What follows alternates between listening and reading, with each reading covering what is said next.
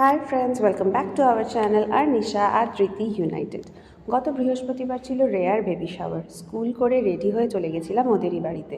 বিয়েতে আমারই এক চাইল্ডহুড ফ্রেন্ডের দেওয়া একটা পার্স, সেটা নিয়ে চলে গেছিলাম।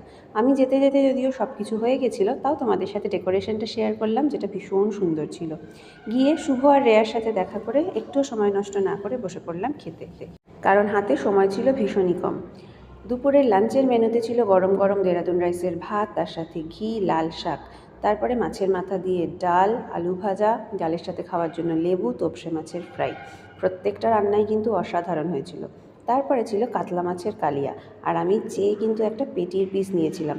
এরকম তেল তেলে পেটির পিস, আহা কি ভালো লাগে। তোমাদের কার পেটি ভালো লাগে, কার গাদা ভালো লাগে, কমেন্ট করে আমাকে জানিও তো।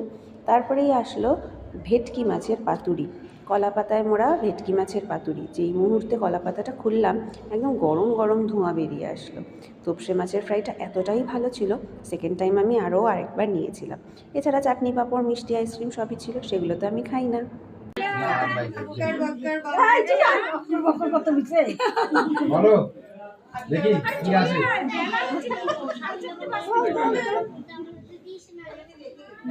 ফি ফি ফোররে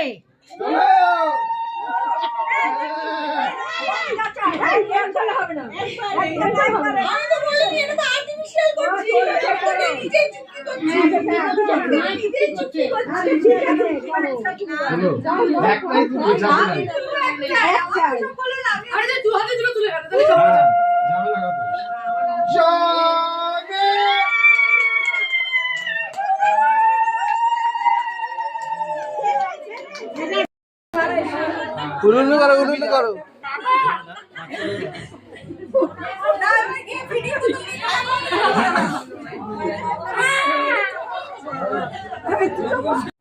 মম and dad to be, Reya আর শুভর জন্য রইল আমাদের সবার তরফ থেকে অনেক বেস্ট উইশেস। সব কিছু খুব ভালো করে হয়ে যাক।